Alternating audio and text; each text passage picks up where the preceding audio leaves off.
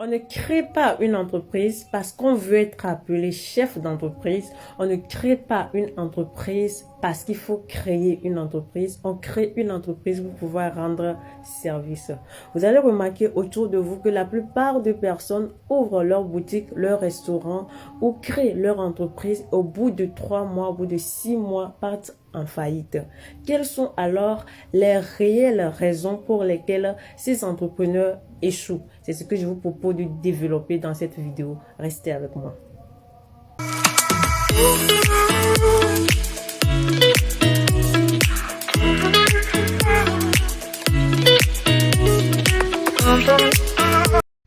Si tu me découvres dans cette vidéo, mon nom est Sadia Urutu.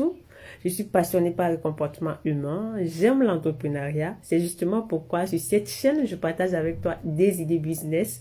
Je t'aide à avoir un mindset de lion. Je parle de l'entrepreneuriat, notamment en Afrique. Alors, si tu es intéressé par ces sujets, je t'invite à t'abonner à ma chaîne et surtout à cliquer sur la cloche de notification pour que tu sois notifié à chaque fois que je publie une nouvelle vidéo.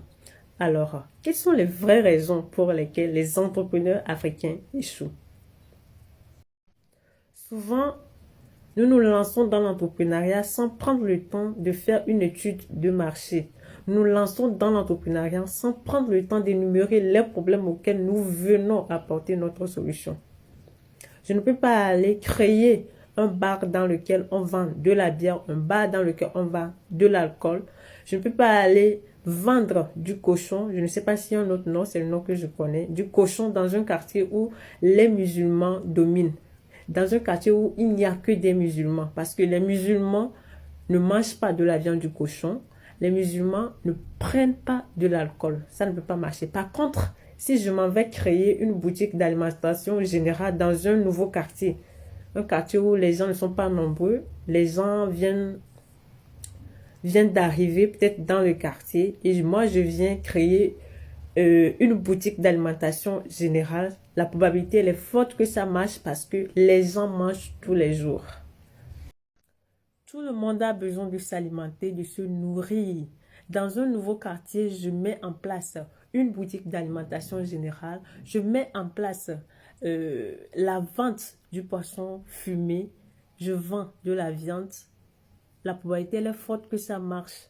Dans un quartier où les gens n'utilisent pas forcément le gaz, les gens utilisent que du charbon de bois, je vends du charbon de bois à 100 francs, à 200, à 500. Ce n'est pas forcément une grosse somme, mais l'argent va rentrer de façon régulière. Alors, c'est mieux que d'aller vendre un sac de luxe. Moi, par exemple, si tu m'abordes avec un sac de luxe, je n'ai pas forcément besoin d'un sac de luxe. Il faudrait que tu arrives à me convaincre pour que je puisse en acheter. Par contre, si tu m'abordes avec peut-être des oranges, moi j'adore les oranges, je veux acheter des oranges parce que j'aime des oranges. Si tu veux te lancer dans l'entrepreneuriat, ne commets pas l'erreur que la plupart des personnes commettent. N'attends pas d'être totalement prêt avant de te lancer. Lance-toi avec le peu de moyens que tu as. Tu vas voir une fille, elle a envie de mettre en place sa boutique de vente de produits cosmétiques. Elle va se dire que je ne suis pas encore prête. Il me faut la boutique, il me faut les produits dans la boutique. Il me faut faire une fête d'ouverture pour qu'on puisse dire que c'est elle, quoi. C'est une très grave erreur. Tu peux créer ta boutique. Aujourd'hui, les réseaux sociaux nous ont rendu un très grand service, en ce sens que sur les réseaux sociaux, tu peux créer ta boutique en ligne, tu peux faire la vente en ligne, tu peux faire plein de trucs avec les réseaux sociaux de nos jours. Aujourd'hui, moi, la plupart de mes clients, je les trouve sur les réseaux sociaux. Ceux qui me contactent pour des produits, je les trouve, la grande partie, je les trouve sur les réseaux sociaux. Donc, tu peux commencer par ouvrir ta boutique sur les réseaux sociaux, sur Facebook. Tu ouvres ta boutique, tu commences par bâtir ta communauté. Ça serait plus facile pour toi quand tu auras ta boutique en vrai.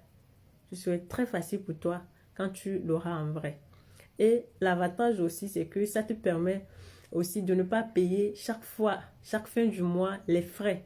Peut-être les frais de location de ta boutique à payer. Peut-être tu as une fille qui t'aide dans ta boutique à faire la vente. Tu n'auras pas besoin de tout ça. Ça te permet de voir clair. On ouvre notre boutique, notre restaurant. En 2 mois, on joue les boss. On ne touche plus le balai. On ne fait plus l'entretien. On se dit qu'on a les employés pour ça. On joue les boss. On ne reste même plus dans la boutique, dans le restaurant. On se promène. C'est nous le chef de l'entreprise. Le chef d'entreprise, c'est nous le boss, c'est nous le DG. Et on recrute les employés, on met dedans, c'est les employés qui gèrent tout. Tu ne vas jamais voir un blanc jouer le boss parce que c'est à lui le restaurant. Il va jouer le boss. C'est lui qui travaille plus que les employés même.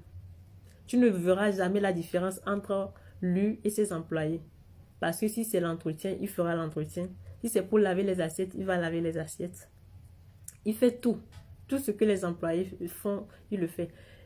C'est l'une des raisons pour lesquelles les blancs réussissent plus en entrepreneuriat. Nous, dès les 2 premiers mois, on joue les boss. On ne reste même plus dans la boutique, dans le restaurant. C'est une très grave erreur. Une très grave erreur.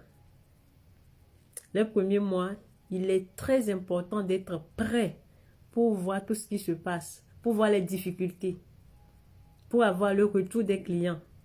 Ce n'est qu'ainsi que tu peux faire évoluer ton entreprise.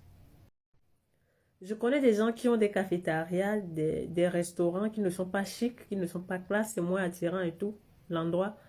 Mais ils se font de l'argent. Tu n'as pas forcément besoin d'avoir la classe qu'il faut dans ton restaurant. C'est bien bon, hein? C'est bien, c'est attirant, c'est cool. Si tu as la classe, tu arranges bien les choses, c'est attirant, c'est cool, c'est bien. Mais si tu n'as pas les moyens, ne force pas.